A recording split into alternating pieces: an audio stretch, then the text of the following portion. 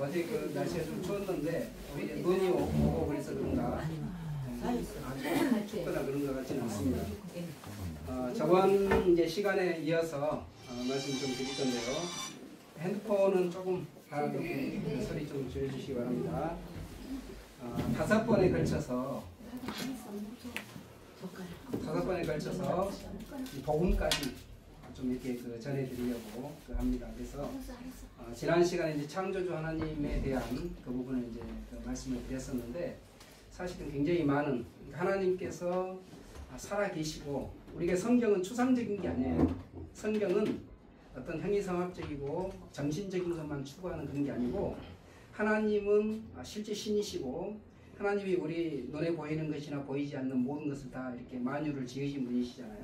그렇기 때문에 보이지 않는 그런 그 세계에서도 하나님은 활동하시고 역사하시지만 이 보이는 세계에서도 하나님께서 말씀하신 그대로 다 이루어가는 것을 우리한테 이렇게 보여주심으로써 하나님이 참으로 살아계신 그런 신이시라는 거 그리고 성경이 참되다고 하는 것을 증거를 이렇게 해주시는데 많은 그런 그 증거들이 있지만 시간들이 이제 이렇게 많지는 않기 때문에 짤막짤막하게 좀 이렇게 이제 보여드리고 있습니다.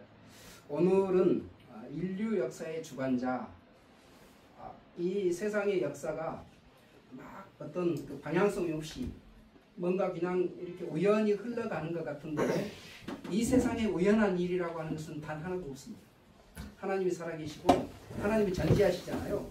전지하시고 하나님이 주권자예요. 주권자라고 하는 말은 모든 것에 대한 결정권을 갖고 계시는 분이시다. 그런 그 주권자이십니다. 다만 우리가 죄를 범할 때 죄를 짓게 하시는 분은 아니에요. 하나님은 의롭고 선하신 그런 그 분이시기 때문에 우리한테 죄를 짓게 하시는 분은 아니지만 사람이 죄를 짓는 것에 대해서는 하나님께서 허락을 하십니다. 왜냐하면 우리의 자유의지를 하나님 존중해 주셨기 때문에. 그래서 죄로 말미암은 그런 모든 책임은 사실은 인간에게 있어요. 하나님께서는 그런 죄인들을 긍휼히 여겨주셔서 건지고 싶어 하시는 겁니다. 그래서 이런 시간을 통해서 이 하나님의 그 복음의 메시지를 전해주고 싶은 거고 그리고 이제 이렇게 초청을 해서 오늘 또 이렇게 시간을 가질 수 있도록 해주신 하나님께 감사드립니다. 이제 인류 역사의 주관자인데 성경은 신화나 전설이 아니다 이렇게 말씀드렸습니다. 성경은 사실이다. 그 부분은 이제 계속 이렇게 말씀 좀 드릴 건데 여기 사무엘상 2장 6절에서 7절 말씀 이 사무엘상의 이 내용은 한나의 기도예요.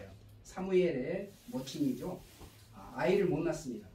그러니까 아이를 낳냐 못 낳냐 이것은 뭐 이게 뭐 씨가 안 좋거나 뭐 아니면 밭이 안 좋거나 그런 문제가 아니고 아이를 낳냐 못 낳냐는 누구의 권한 아래 있는 거냐면 하나님의 주권 아래 있어요. 그러니까 하나님의 주권 아래 있기 때문에 하나님이 허락해 주시면 그러면 아이를 가질 수 있습니다. 하나님이 허락지 않으면 아이를 가질 수 없어요. 그런데 한나가 아이가 없는 그런 상태에서 하나님께 기도를 합니다. 기도를 하면서 사무엘을 얻게 되는 그런 과정을 겪게 되고 하나님께 이제 기도를 올리는데 한번 같이 읽겠습니다. 이것을 읽으시면서 진짜로 이런 하나님이시다 라고 하는 생각을 하시면서 같이 읽어보시면 좋을 것 같습니다. 시작. 여호와는 죽이기도 하시고 살리기도 하시며 음부에 내리기도 하시고 올리기도 하시는도다. 여호와는 가난하기도 하시고 구하기도 하시며 낮추기도 하시고 높이기도 하시는도다. 아멘. 하나님이 이런 하나님이세요. 모든 것을 주관하시는. 그러니까 우리 힘으로 해야지라고 생각하는 모든 것에 그 이면에는 하나님이 허락지 아니하시면 결코 될 수가 없다는 거. 물론 우리가 게으르고 아무것도 안 하고 그런 상태에서 뭔가 막 이루겠다 그렇진 않습니다. 진짜로 하나님이 허락해 주신다고 하는 것은 빌립보서 2장 13절에 있는 것처럼 그 마음에 우리 마음에 소원을 두고 행하게 하신다 그렇게 얘기 되어 있습니다. 그러니까 게으르다 그 말은 하나님께서 나를 통해서 할 일이 없다는 말이에요. 사실은 그러니까 뭔가 내가 열성을 가지고 열심히 한다 그 말은 하나님께서 나를 통해서 뭔가 이루시고자 하는 그런 계획이 있으시구나 라고 이렇게 생각을 해볼 수 있어요. 게으른 상태에서 뭔가 막 되기를 바라는 이런 꿈도 꾸지 말아야 됩니다. 다만 이루어지는 모든 것은 내가 열심히 한다고 해서 무조건 다 될 거야 그게 아니고 우리는 성실하게 하지만 충성되게 하지만 그러나 그 모든 것의 결정권은 누구한테 갖고 있냐? 하나님이 있다 하는 것을 말씀을 하고 계십니다. 가난한 자를 진토에서 일으키시며 빈핍한 자를 거름더미에서 드사 귀족들과 함께 앉게 하시며 영광의 위를 차지하게 하시는도다. 노란색 부분 같이 읽겠습니다. 땅의 기둥들은 여호와의 것이라 여호와께서 세계를 그 위에 세우셨도다. 아멘. 이 세상의 모든 것은 하나님의 기초 아래에서 세워진 것들이다 하는 것을 말씀하고 계시는데 좀 이렇게 이따가 좀 더 자세히 살펴보도록 하겠습니다. 잠깐 같이 기도하고 말씀 같이 듣도록 하겠습니다. 은혜가 풍성하신 거룩하신 하나님 아버지, 오늘 이렇게 귀하고 좋은 날 우리에게 허락하여 주신 것을 감사드립니다. 아멘. 천지 만물을 창조하신 우리 하나님의 진리의 말씀을 들을 수 있는 참으로 귀한 그런 시간 우리한테 베풀어 주시고, 우리가 지혜가 부족하고 우리가 우둔한 그런 인생이지만 우리가 참 미련해서 하나님을 알아보지 못했지만 하나님께서 우리를 사랑하셔서 하나님을 알 수 있는 지혜를 우리 각 사람 심령 가운데 밝혀주셔서 하나님을 알아보게 하신 것을 감사드리옵고, 또 이렇게 하나님의 말씀을 함께 나눌 수 있는 그런 시간을 허락하여 주셔서 진리의 말씀 가운데 우리가 나아갈 수 있도록 우리를 이끌어 주신 것을 감사드립니다. 아멘. 이 모든 시간이 우리 하나님의 영광 가운데서 다 지나가기를 원하옵고, 아멘. 오직 하나님의 빛만 드러나는 귀한 시간이 되기를 간절히 원하면서 거룩하신 우리 주 예수 그리스도의 이름으로 기도드립니다. 아멘. 땅의 기둥들은 여호와의 것이라 여호와께서 세계를 그 위에 세우셨도다, 이렇게 말씀하셨는데, 오늘 제가 이스라엘 민족의 역사를 이렇게 좀 통해서 하나님이 살아계시구나 하는 것을 좀 말씀을 드리려고 했는데, 여기 좀 많이 이렇게 좀 드렸던 부분이 있어서 오늘은 어떤 부분을 조금 집중적으로 좀 말씀드리고 싶냐면, 우리 인생은 도대체 뭐냐라고 하는 부분, 인생은 뭐냐, 그리고 영혼에 대한 그런 부분들을 좀 이렇게 말씀을 드리려고 하는데요. 우선 이스라엘 민족이라고 하는 한 민족을 하나님께서 들어서 일을 하실 계획을 갖고 계셔요. 갖고 계시는데 잠깐만 좀 소개를 하고 넘어가도록 하겠습니다.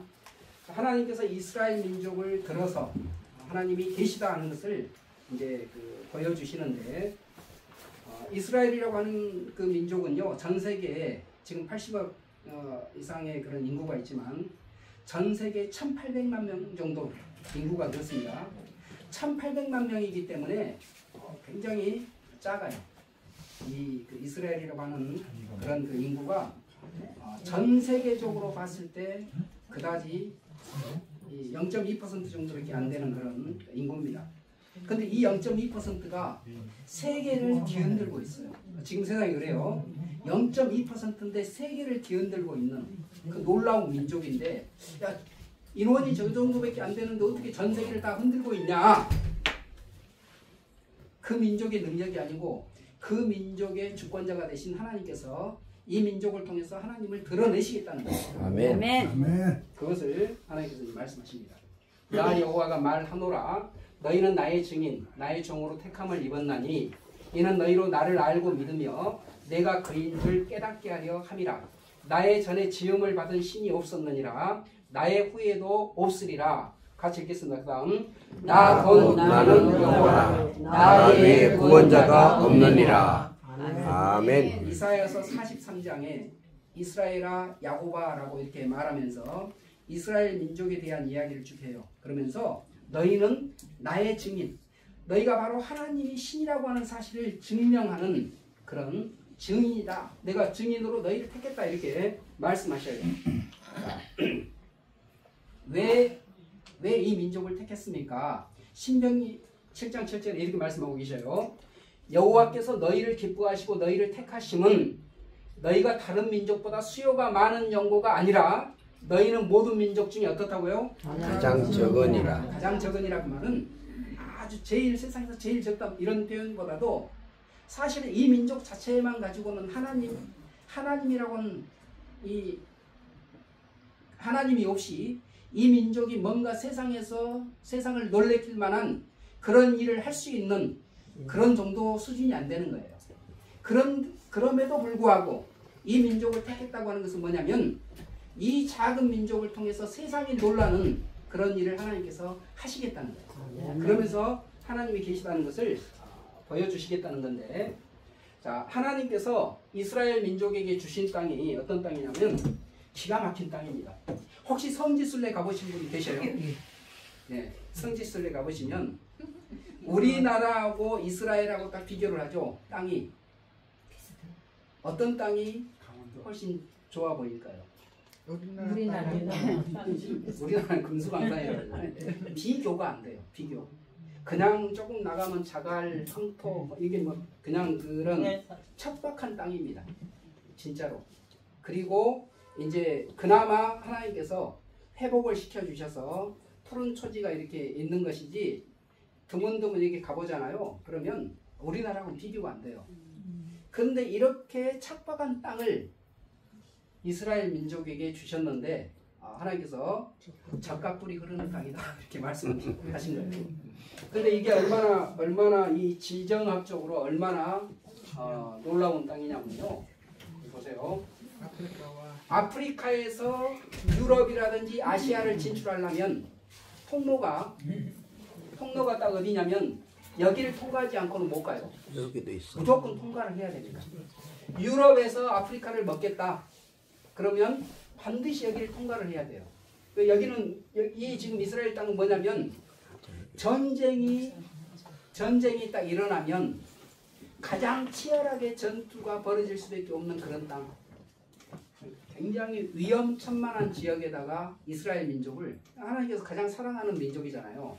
어떻게 보면 자, 이스라엘은 하나님에게 있어서 마치 뭐하고 똑같냐면 마다들과 같은 존재예요. 그러니까 이방인은 아무것도 아니냐? 그게 아니고 요 마다들을 통해서 나머지를 다 구원하고 싶은 거예요. 그런데 이 마다들한테 좀 혹독하게 했어요. 그래서 굉장히 이 힘든, 지정학적으로 힘든 땅, 그러니까 조금만 잘못하면 전쟁이 일어나서 순식간에 모든 걸 다 잃어버릴 수 있는 그런 땅을 하나님께서 주셨어요. 근데 뭐라고 하냐면 내가 너희를 사랑한다 이렇게 말씀하셔요. 자, 진짜로 복된 사람이 어떤 사람이냐면요, 세상에서 떵떵거리고 거지 나사로와 부자 비유 아시죠? 누가복음 16장. 거지 나사로가 결국 행복합니까? 아니면 부자가 행복합니까? 거지 나사로 행복하잖아요. 이 사람은 아브라함의 품에 있어요. 부자는 불못에 들어가서 결국은 지옥에 이제 들어갑니다. 그렇게 되는데, 나사로가 세상에서는 좀 힘들었는데 어떤 복을 받았냐면 진짜로 하나님을 안 거예요. 진짜 하나님을 알고 구원받은 그런 복된 사람입니다.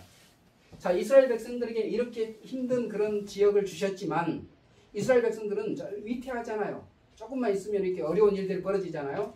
그럼 뭐 안 할 수 없냐면 항상 하나님께 부르짖지 않을 수가 없어요. 항상 하나님께 부르짖을 수 있는 그런 땅이 바로 이 땅입니다. 하나님 없이는 살 수 없는 그런 땅, 거기가 이 땅입니다. 이 땅을 하나님께서 주신 거예요. 자, 43장 1절. 야곱아, 이스라엘의 원래 이름이 야곱입니다. 우리가 하나님을 만나면 어떻게 변화가 되냐면 이렇게 변화가 돼요. 야곱이라고 하는 이름이 이름의 뜻 혹시 아시는 분 계셔요? 야곱. 이스라엘. 네. 아니. 이 야곱이라고 하는 이름의 뜻, 야곱. 사기꾼. 예, 사기꾼 뭐 이런 안 좋은 뜻이야. 안 좋은 뜻인데 이 하나님께서 이 야곱에게 복을 줄 때 이름을 뭘로 바꿔줘요? 이스라엘의 뜻이 뭡니까? 하나님과 겨루어 이겼다. 이것은 진짜 놀라운 이름입니다. 온 우주에서 유일한 이름, 하나님과 겨루어 이겼다라고 하는 그 이름을 받았는데, 사실은 이 이름의 주인공은 예수 그리스도시고 요한계시록에 이긴 자에 대한 표현이 계속 나오죠. 그것은 예수 그리스도 안에 들어가 있는 우리가 이긴 자의 그런 주님의 능력으로 말미암아서 이긴 자의 그런 모든 상급을 다 받는 것을 의미합니다. 굉장히 중요한 이름인데, 자, 이스라엘에게 이 이름을 주신 거예요. 그러면서 야곱아, 너를 창조하신 여호와께서 이제 말씀하시느니라. 이스라엘아 너를 조성하신 자가 이제 말씀하시느니라. 자, 노란색 같이 읽겠습니다. 너는 두려워하라. 내가 너를 구속하였고 내가 너를 지명하여 불렀나니 너는 내 것이라. 너는 아멘. 내 것이다. 이렇게 부르신 거예요. 이 가운데 우리 지금 여기 많이 있지만은 나는 예수님 피로 내 모든 죄를 사함받고 나는 하나님의 자녀가 됐습니다 라고 하는 이 사람이 어떤 이름 아래에 지금 살고 있는 사람이냐면 이스라엘이라고 하는 이름 아래에 살고 있는 사람이에요. 참 이스라엘, 참 할례가 받은 그런 사람. 자, 이 사람들이 어떤 사람이냐면 하나님의 소유입니다. 하나님께서 인도하시고 보호하시고 지켜주시는 그런 삶을 살아요. 자, 하나님께서 아까 이스라엘 백성들에게 약속을 어떻게 하셨냐? 자, 너는 내 건데, 너는 내 거다 그 말은 내가 책임질게 이 말이에요. 내가 책임지는데 어떤 상황에서 책임진다는 거냐면 사람으로서는 도저히 감당할 수 없는 상황들. 여기 보세요. 네가 물 가운데로 지날 때에 누가 함께 한다고요? 내가 홍해를 지나가는데 이스라엘 백성으로 통과했잖아요. 애국 군대는 통과합니까? 못합니까? 세상에서 아무리 강한 군대도 통과할 수 없는 그 바다를 이스라엘 백성이 통과를 해요. 하나님께서 함께 하심으로써. 자, 강을 건널 때 물이 너를 침몰치 못할 것이요. 요단강 앞에 딱 섰을 때 이 언약궤를 메고 발을 딱 대니까 강물이 어떻게 됩니까? 수도하잖아요. 강물이 수도하잖아요. 요단강. 그래서 마른 땅이 되잖아요. 그렇게 하시겠다는 거예요. 너를 침몰치 못할 것이며 네가 불 가운데로 행할 때에 타지도 아니할 것이요 불꽃이 너를 사르지도 못하리니. 아멘. 이것은 세상의 방식으로는 도저히 상상할 수 없는 일들이에요. 아멘. 불 가운데 들어갔는데 어떻게 살 수 있어요? 세상에서는 도저히 이해가 안 되죠. 아멘. 근데 하나님 안에서는 능히. 다니엘의 세 친구가 불 속에 들어갔는데 어떻게 됐어요? 멀쩡하잖아요. 그렇게 하시겠다는 거예요. 아멘. 불 가운데로 행할 때 타지도 아니할 것이요 불꽃이 너를 사르지도 못하리니 대전하는 여호와 내 하나님이요 이스라엘의 거룩한 자요 내 구원자이시라. 아멘. 이렇게 약속을 했는데, 그래서 이스라엘 역사를 보면 이스라엘 역사를 한마디로 이렇게 표현할 수 있습니다.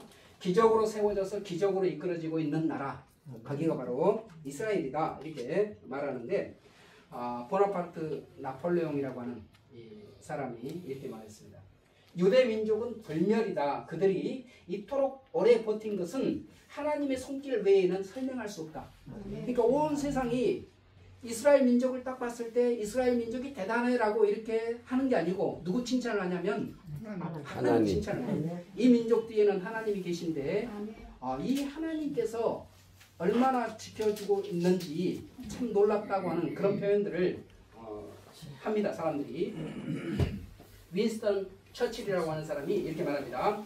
유대인의 생존은 인간 역사에서 가장 놀라운 불가사의 중 하나다. 좀 아는 사람들은 놀랄 수밖에 없어요. 이건 있을 수 없는 일인데 어떻게 이런 일이 벌어지지? 마치 아인슈타인은 이스라엘 사람이죠.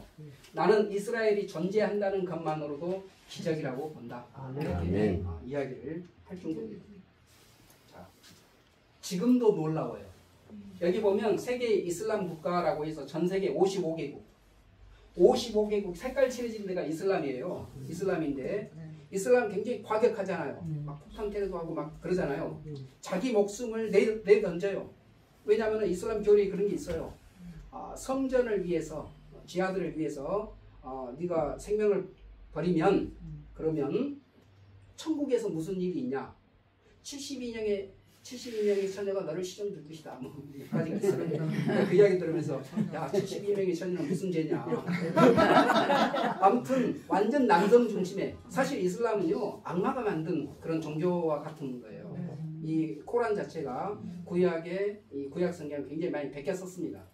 그래서 유사한 부분도 굉장히 많이 이렇게 나타나는데 진짜로 악마가 만든 그런 마치 종교와 같은 그런 건데, 자, 이 험악한 이슬람 한복판에 누가 있냐면 이스라엘이 있어요. 그런데 이 험악한 이슬람 한복판에 이스라엘이 있는데 이스라엘에 막 기가 죽어가지고 거기서 짓눌려서 그렇게 지냅니까? 아니면 떵떵거리고 있습니까? 다 그냥 휘어잡고 있어요. 여기서 제일 세다고 하는 이란도 막 미사일 날려서 이란도 미사일 날리고 지금 최근까지 한 4개, 5개 정도의 전쟁터를 만들어 놓고 하고 있어요. 미국도 그렇게 못합니다. 미국도 2개 이상의 전쟁터를 안 만들려고 그래요. 힘이 딸리니까. 그런데 이스라엘은 별로 그런 게 개의치 않아. 이란하고 싸우고 그 다음에 바로 위에 있는 레바논, 헤즈볼라하고 싸우고 맨 밑에 있는 예멘, 후티 반군하고 싸우고 뭐 그러니까 닥치는 대로 싸워요. 그냥 동시에 다발적으로. 그러면서 떵떵거리고 있어요. 근데 그 이면에 뭐가 있냐? 자, 이스라엘 수상이 몇 번 말한 적이 있어요. 왜 그렇게 과감하게 전쟁터를 확대를 시켰냐? 하나님께서 우리한테 이 땅을 주셨는데 우리한테 이 땅을 주신 이후에는 다시는 뽑히지 않는다고 하는 아모스서 말씀을 이야기합니다. 결코 다시 뽑히지 않는다고 하나님이 약속했기 때문에 우리는 이 지금 이스라엘을 적대시하는 그런 나라들과 전쟁을 벌인다.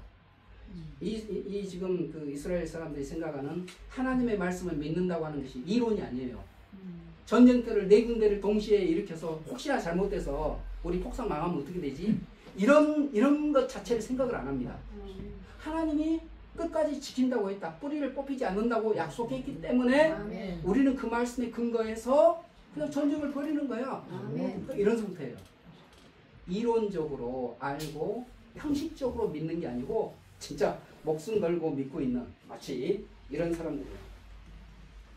믿고 있는데 자, 이 이스라엘을 가리켜서 뭐라고 말하냐면 성경이 이렇게 표현합니다. 세상 중앙에 거하는 민족이다. 그렇게 이야기합니다. 세상 중앙에 거하는 민족인데 신기하게도 바로 이스라엘 바로 앞바다가 무슨 바다예요? 지중해란 말 뜻이 뭐예요? 세상 가운데 있는 바다. 가장 가운데. 그러니까 그냥 지명 자체가 하나님이 말씀하신 그대로 지명이 딱 그렇게 돼 있어요. 세상 중앙에 거하는 민족인데 세상 중앙에 있는 바다가 바로 앞바다야. 그 말은 여기 세상 중앙이란 말이에요. 자, 여기 보면 지명도 그렇지만 시간도 누구를 딱 기준으로 돼 있냐? 보통 지금 전 세계적으로 통일된 게 이겁니다. BC는 무슨 말이에요? BC. 비포 크라이스트. 예수님 이전, 주전 그 말이 BC라는 말이잖아요. 그러니까 시간의 이 중심, 시간의 기준이 누구냐면 예수님. 그러니까 지금 이 하나님께서 세계의 기초를 세운다 그랬잖아요. 그 일을 지금 하고 계셔요. 전 세계가 그 표준을 지금 따라서 살고 있어요. AD는 뭐냐면 주후라는 뜻인데 아노 도미니, 그리스도 이후, 그리스도로부터라고 하는 그런 뜻입니다. 하나님이 계신지 어떻게 아냐? 신이 있다는 사실을 어떻게 아냐?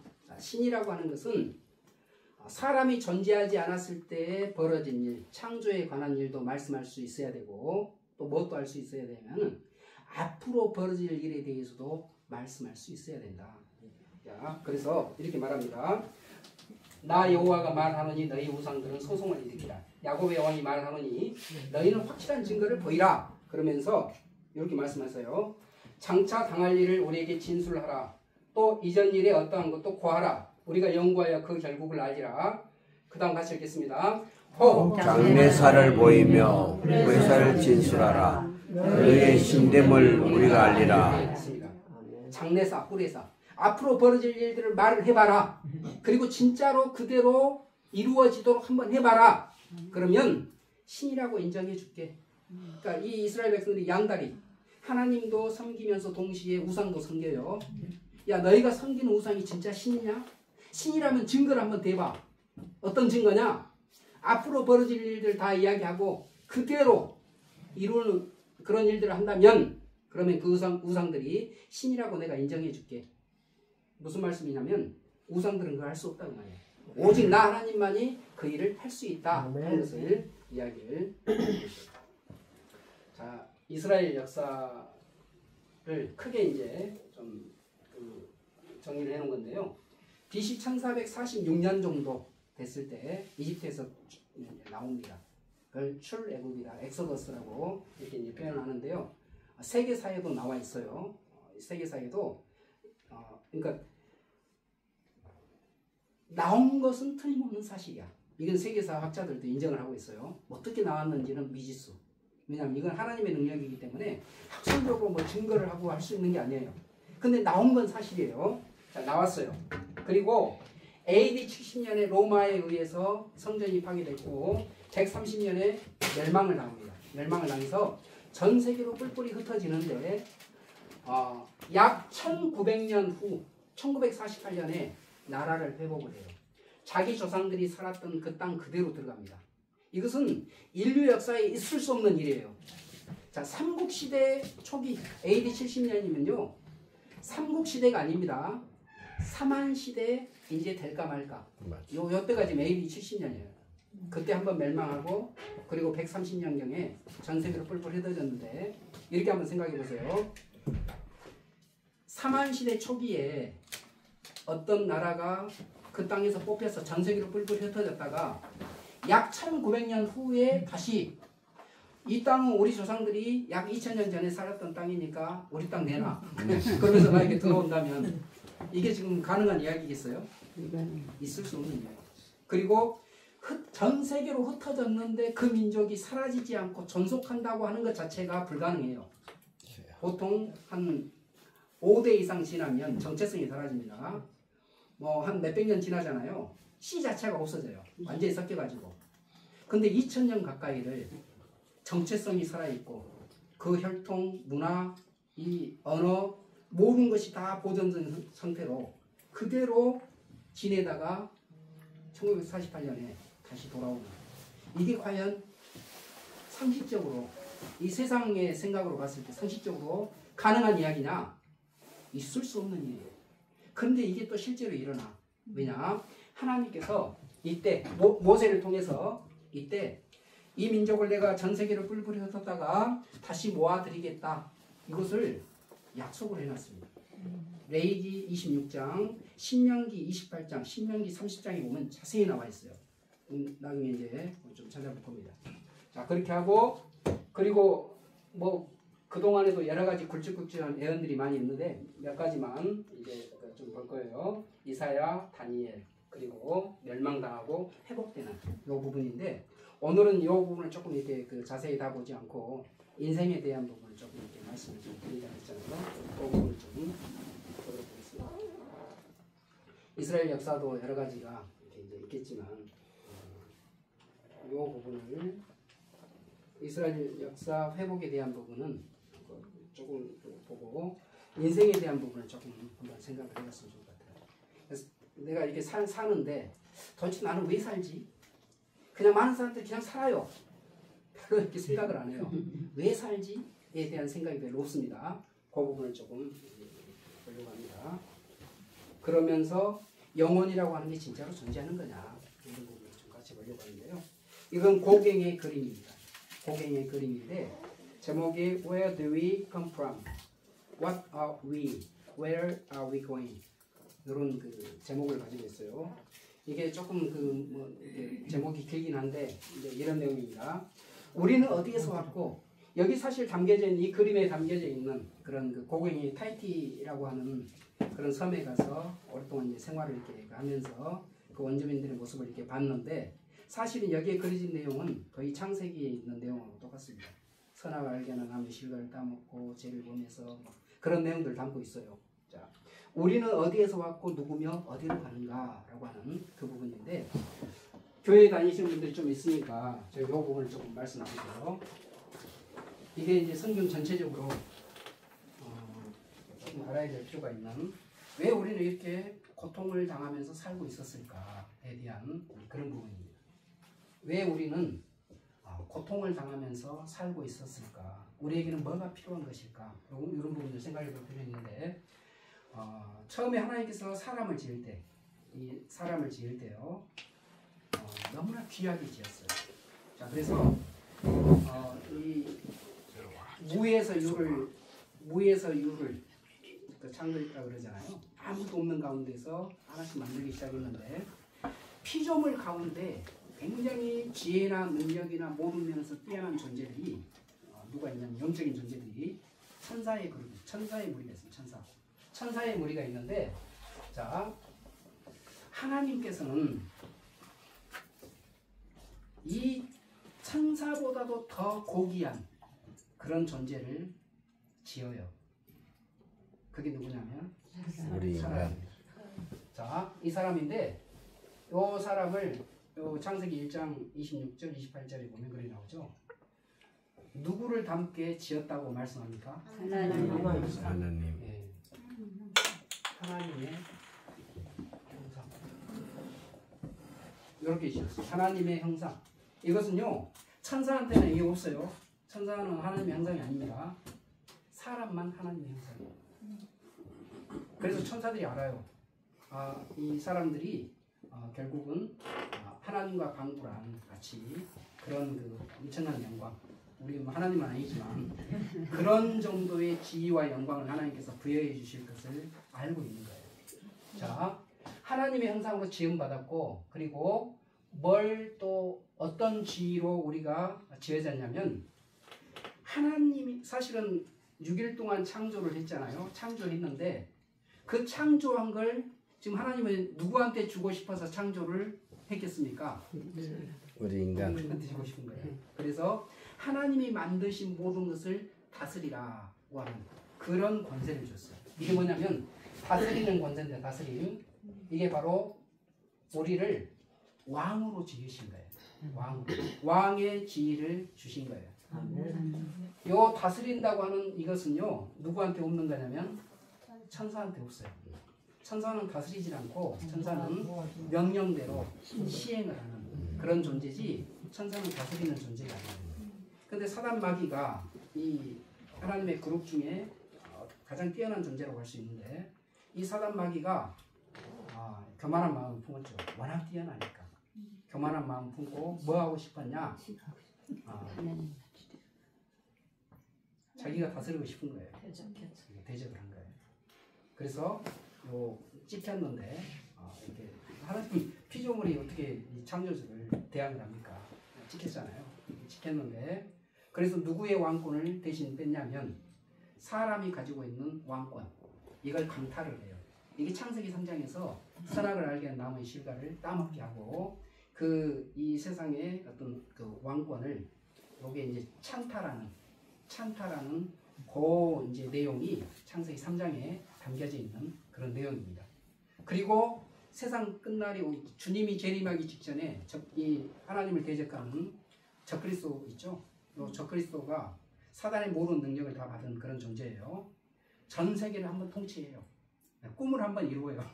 통치하고 싶다고 하는 그 꿈을 한번 이루는데, 이게 요한계시록 13장에 나와 있는 바다에서 한 짐승이 올라오는데, 그 짐승이 적그리스도고, 용이 자기의 모든 권세를 주어서 이제 전 세계를 통치하는, 그걸 이제 한번 3년 반 맛보게 하는 그런 일이 마지막에 이제 벌어집니다.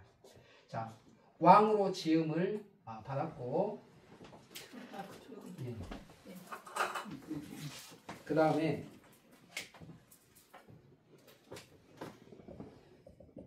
사람은 원래 흙입니다. 흙인데 하나님께서 뭘 주신 거예요? 생명. 네, 생기. 여기 생명입니다. 생명을 주셨어요. 자, 그리고 이 사람은요, 하나님에게 있어서는 무엇과 같은 존재냐면 아들과 같은 그런 존재입니다. 그 누가복음에 보면 그 마태복음에 있는 예수님의 족보가 있고 누가복음에 있는 족보가 있는데 좀 다르죠. 좀 다른데, 누가복음에 있는 족보는 마리아를 통한 그런 이제 여자의 후손에 관한 그런 그 족보를 표현하는 것이다라고 이제 보통 주석가들이 이야기합니다. 그런데 영어 성경에 보면 명확하게 나와 있어요. Son of God라고, 아담 다음에는 하나님이시다라고 이렇게 돼 있는데, 영어 성경에 명확하게 이 아담이 누구냐? Son of God, 하나님의 아들이다라고 이렇게 표현이 돼 있어요. 그래서 아들의 신분으로 이렇게 지음받았는데, 자, 이 모든 것을 한순간에 다 날렸어요. 언제 날렸어요? 선악을 알게 하는 나무의 실과를 탁 먹으면서 다 날렸잖아요. 자, 원인은 죄 때문에. 그래서 자, 요걸 다 날려서 어떻게 됐냐? 하나님의 형상이 훼손이 됐다. 타락했잖아요. 하나님의 형상이 훼손됐어요. 자, 그리고 왕이었는데 뭘로 됐냐? 왕에서 죄. 예, 죄의 종. 죄의 종. 자, 생명을 받은 사람이었는데 생명을 잃어버렸잖아요. 그래서 사망에 처하게 된 그런 상태가 됐어요. 내가 왜 이렇게 살지? 사람들이 잘 몰라요. 신도 인정을 안 해. 하나님도 인정을 안 해. 하나님도 인정을 안 해요. 왜? 자,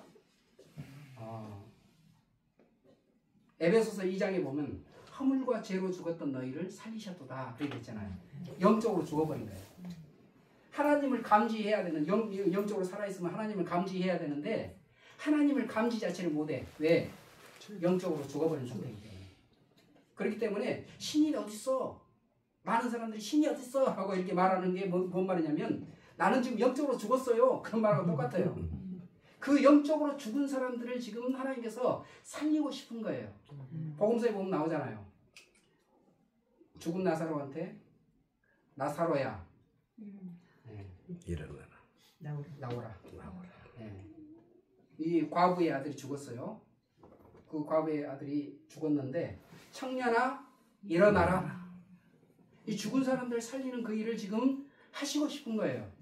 그러니까 영적으로 지금 하나님이 나 하나님 계신 잘 몰라요. 이 사람은 어떤 사람이냐면 영적으로 죽어있는 사람이에요. 죽어있기 때문에 살리고 싶은 거예요. 뭘로 살리냐? 하나님의 말씀으로. 진리의 말씀, 생명의 말씀으로 이렇게 하나님께서 살리고 싶은 거예요. 자, 그래서 이 자리가 있는 겁니다. 자, 이렇게 사망당하게 됐고, 근데 사람은 왜 죽습니까? 사람이 왜 죽는지에 대해서 그 이유를 설명하는 전 세계에서 유일한 책이 성경입니다. 어떤 책에서도 왜 사람이 죽게 됐는지 그 이유를 밝히고 있는 책이 없어요. 왜냐하면 시초를 모르니까. 근데 하나님은 시초를 아시는 분이에요. 내가 너희한테 생명 줬잖아. 근데 약속했잖아. 선악을 알게 하는 나무의 씨를 먹으면 정령 죽으리라. 약속했잖아.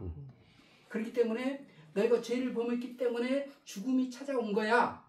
라고 하는 사실을 명확하게 말하는 유일한 책이 성경입니다. 자, 그리고 아들의 신분에서 뭐가 됐냐? 원수가 됐냐? 원수. 왼수가 됐네. 예. 자식이 원수다. 원수의 그런. 근데 요게 죄 때문에 이렇게 됐잖아요. 그럼 요걸 해결하려면 어떻게 해야 됩니까? 죄사함을 받아야 돼요. 죄사함. 자, 죄사함을 받으면 이제 요 5번의 시간에 걸쳐서 죄사함에 대한 것을 우리가 이렇게 믿음으로 받아들일 수 있도록 이렇게 전할 건데요. 자, 죄사함을 받으면 그러면 어떤 부분들이 회복이 되냐? 어떤 게 회복이 돼요? 영적인. 자, 사망 당하게 된 사람이 여기 해결 못하면 둘째 사망 벌못인데 사망 당하게 된 사람이 자, 죄사함 받고 거듭났습니다. 그럼 어떻게 돼요? 영원한 생명. 영생. 여기하고 비교해서 비교도 안 되는 걸 지금 하나님께서 우리한테 주시려고 하는 거예요. 이게 성경에 다 나와 있는 내용들입니다. 그 압축해서 말씀 좀 드리는 거예요. 자, 죄의 종이었는데 죄 사함을 받았어요. 거듭났어요. 여전히 죄의 종입니까? 하나님의 아들. 죄에게서 해방됐다. 죄의 권세에서 해방됐다. 그래서 로마서 6장에 보면 그렇게 나오잖아요. 예수 그리스도와 연합해서 너희 옛사람이 로마서 6장 6절 옛사람을 벗어. 그렇죠. 너희 옛사람이 예수와 함께 십자가에 못 박혔나니 그러잖아요. 왜냐? 죄로 말미암아서 더 이상 죄의 종로로 타지 않게 하기 위해서 그렇게 했다라고 말씀하시잖아요. 요 지금 바울 서신에 나왔던 내용들은 요 내용을 알지 못하면 도대체 이게 뭐지? 이해 자체가 안 돼요. 이걸 딱 알잖아요. 아, 왜 옛사람을 벗어버리고 새사람을 입으라. 왜 이렇게 말하는지 그것을 알 수가 있습니다. 왜냐하면 이 일들은 믿음으로 되는 일들이에요. 믿음으로 되는 일들인데 그래서 죄의 종이 아니고 이제는 죄사함을 받은 거듭난 사람은 더 이상 죄의 종이 아닙니다 라고 이야기하는 거예요. 그리고 어떤 권세를 갖냐? 아까 왕의 지위, 세상을 통치하는 왕의 지위를 잃어버렸잖아요. 이걸 다시 회복하는데 어떤 왕의 지위를 회복하냐면 온 우주를 통치하는 그런 왕의 지위를 회복을 해요. 그래서 이 에베소서 2장 5절에 보면 거듭난 우리는 누구와 함께 앉아있는 사람이냐면 예수 그리스도와 함께 하늘에 앉아있는 이렇게 표현을 하고 있습니다. 이게 거듭난 사람의 실제 영적인 그런 지위예요. 세상의 임금 정도가 아니고 주님의 보좌에서 함께 주님과 함께 통치하는 그런 자의 반열로 올려져요. 자, 원수였는데 뭐가 됩니까? 아들. 양자가 됐다고 표현하죠. 양자. 원수였는데 양자가 되는. 자, 그리고 하나님의 형상이 훼손이 됐잖아요. 훼손이 됐는데 이게 어떻게 회복되잖아요. 회복. 누구 안에서 회복이 되냐면 예수 예수 그리스도 안에서 회복이 되잖아요. 예수 그리스도가 누구시냐면 예수 그리스도는 성경에 이렇게 표현합니다. 하나님의 형상이시다. 아멘. 예수 그리스도 안에서 완벽하게 우리가 하나님의 형상대로. 그래서 우리한테 뭐라고 말하냐면 산상수훈 나오잖아요. 산상수훈. 율법은 도저히 할 수 없는 게 뭐냐면 원수를 사랑하라. 이건 율법은 절대 안 돼요.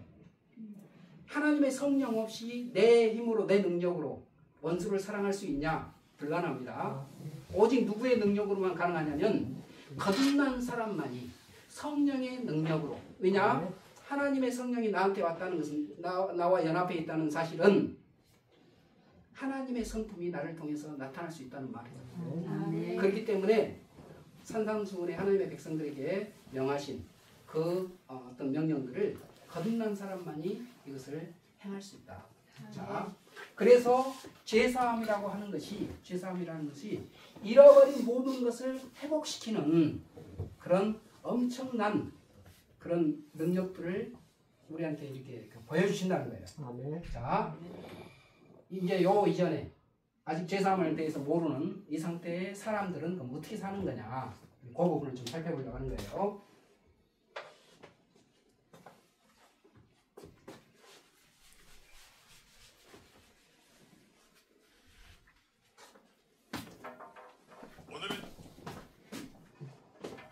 자, 우리는 어디에서 왔고 누구며 어디로 가는가.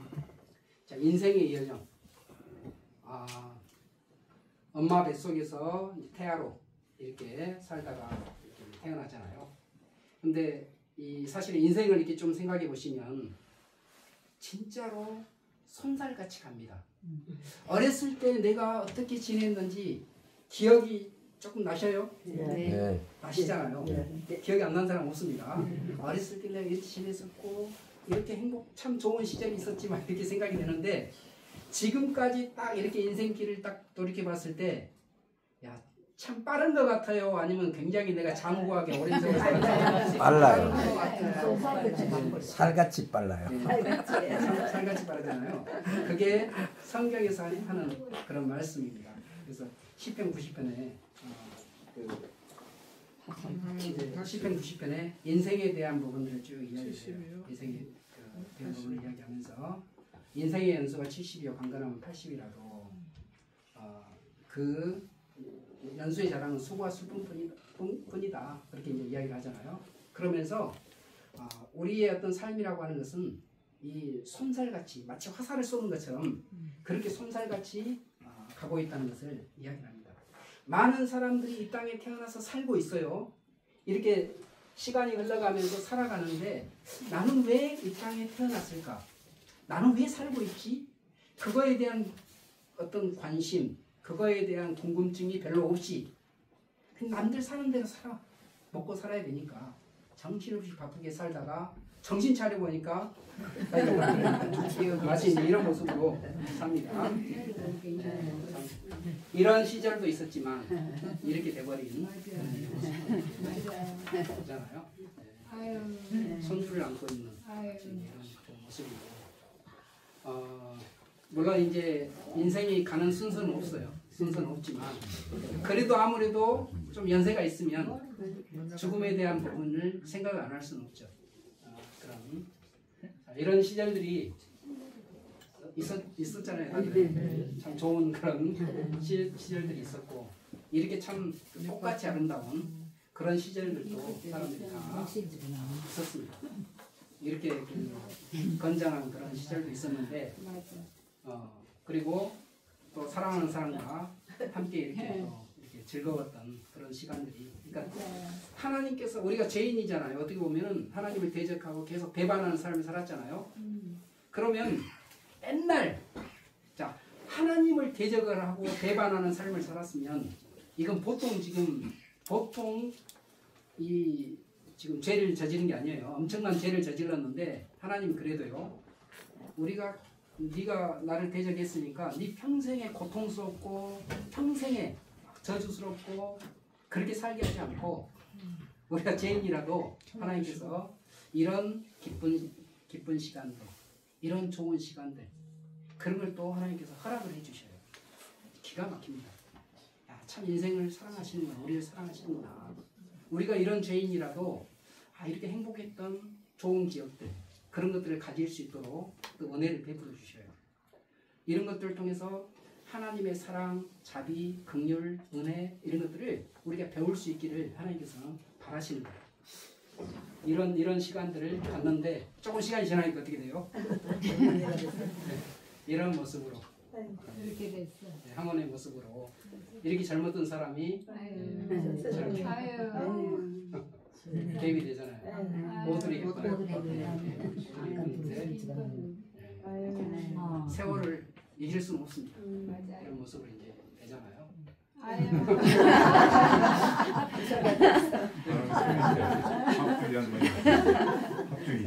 근데 이제 그런 생각을 해봤어요. 나이가 든다는 것이 이게 꼭 어떤 슬프거나 이게 꼭 비참한 것일까? 오히려 어떻게 보면 하나님께서 나이가 드는 걸 통해서 세상에 대한 욕심이나 세상에 대한 관심을 내려놓고 뭘 준비를 하게 돼요? 천국. 하나님에 대한 만남을 생각을 할 수 있게 해주잖아요. 그러니까 이게 나이 드는 것이 이게 막 내가 약해지고 점점 허물어져 가는 것이 이게 슬픈 일만은 아니고 하나님을 만날 수 있게끔 하나님 오히려 급한 거야. 너 계속 그렇게 살다가 나 없이 그냥 그렇게 살다가 영원한 심판 당하는 거 이것보다는 조금 네가 갖고 있는 육신의 것들이 허물어지면서 나를 만날 수 있는 기회를 얻게 된다면 하나님으로서는 그것은 오히려 더 크잖아요. 그래서 이게 나이가 든다는 것이 다른 측면에서 봤을 때는 참 복되다. 세상에서 이렇게 추구했던 것들을 하나씩 다 내려놓을 수 있는 그런 시간들이 될 수 있는 그런 측면이 있기 때문에 이렇게 건장했던 사람이 그런 인생의 이제 이런 모습으로 또 이렇게 갈 수도 있잖아요. 이게 김영삼 대통령 어떤 젊을 때부터 어떻게 보면 파란만장한 그런 삶을 살았던 그런 사람들이잖아요. 그런 이제 인생에 그런 일들이 있습니다. 파란만장한 그런 일들이 있지만 결국 마지막 가는 종착점이 세상 사람들은 죽음이라고 생각합니다. 죽음이라고 생각하는데 모든 사람이 가는 그런 이제 길인데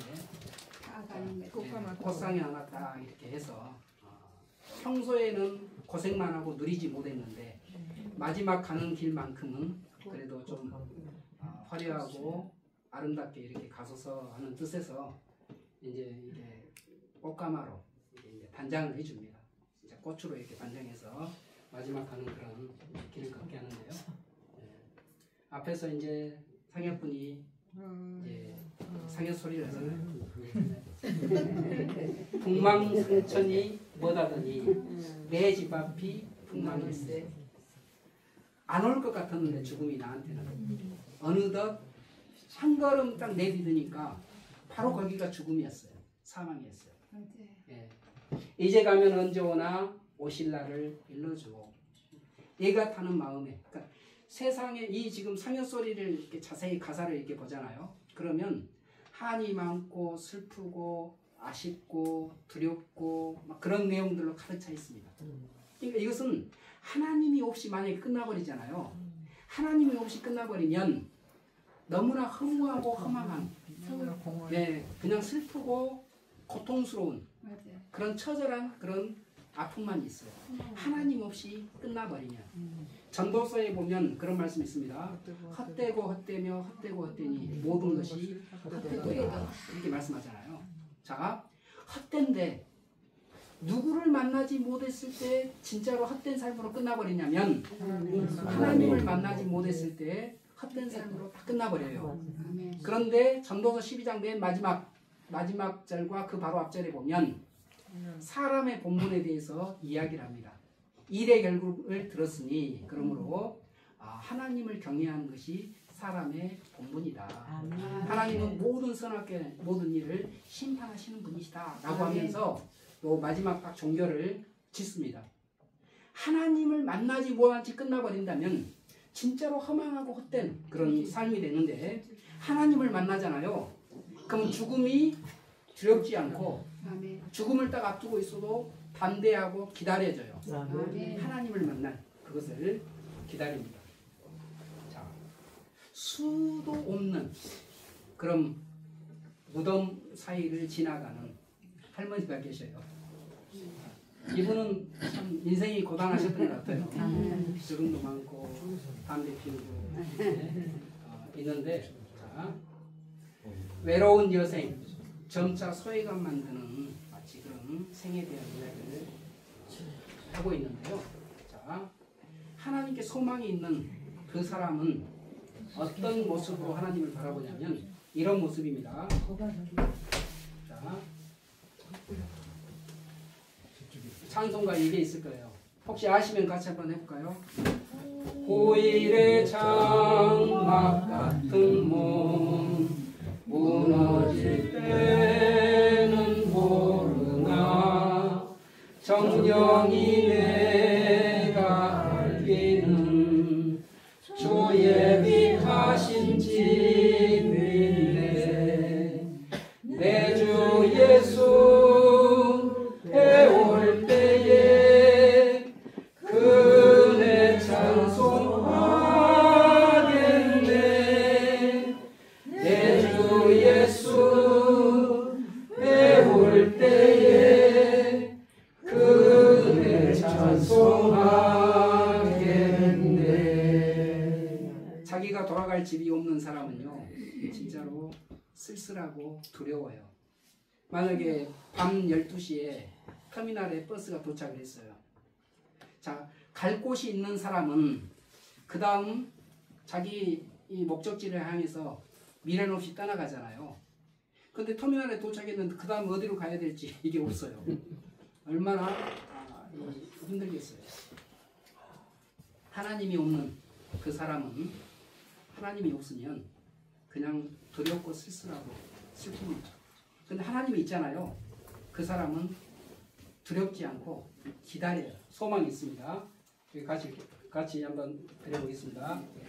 그날을 늘 기다리고 내 등불 밝게 켰다가 주께서 문을 여실 때 이 영혼 들어가겠네.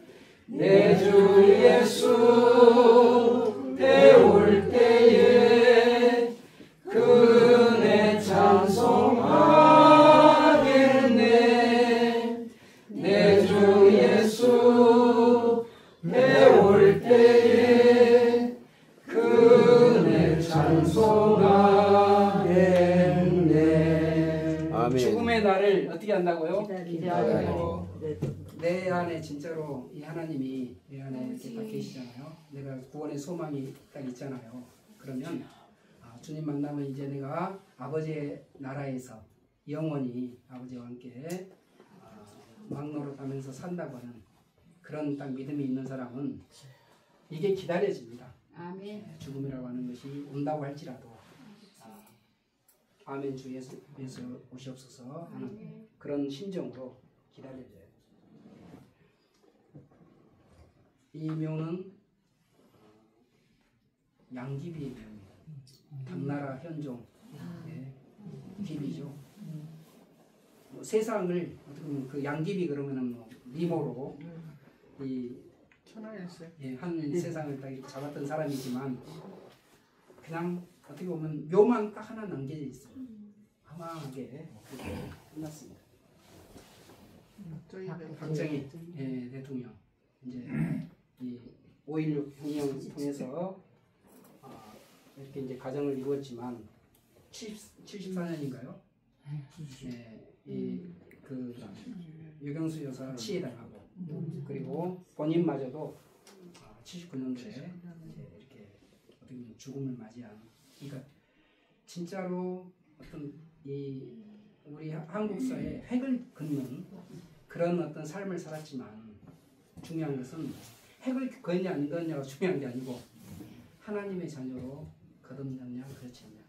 그게 중요해. 진짜 하나님을 내가 알고 영원한 소망을 갖게 됐냐 그렇지 않냐가 중요한 거지 획을 그었냐 안 그었냐가 중요한 게 아니에요. 아, 네. 아까 이 부자 나사로는 하나님이 그 이름조차도 기록을 안 해놨어요. 왜냐하면 그 이름을 내가 너희가 누군지 도무지 알지 못한다. 근데 하나님의 자녀들은 하나님께서 이름을 기억을 하고 있습니다. 아멘. 예, 그렇기 때문에 우리 이름을 불러줘요. 아멘. 예, 근데 만약에 하나님을 만나지 못했다면 온 세상 사람들이 다 아는 그런 유명한 인물일지라도 하나님이 내가 도무지 모르겠다 이렇게 거절하는 그런 일이 일어나지 않기를 바랍니다. 정주영 씨, 이 우리나라의 부를 거머쥐었던 정주영 씨나 이병철 씨, 참 이렇게 놀라운 사람들이잖아요. 이병철 씨가 죽기 한 몇 개월 전에 카톨릭 신부한테 몇 가지 질문을 했어요. 신이 존재하느냐? 신이 존재한다면은 그 증거가 뭐냐? 그래서 이렇게 답변을 했는데 그 답신을 못 받고 싶었어요. 지금 우리가 이 하나님이 계시다고 하는 걸 증거하잖아요. 이병철 씨가 그토록 알고 싶었지만 알지 못한 채 갔던 그런 내용들이에요. 우리가 이 자리에서 하는 것이요.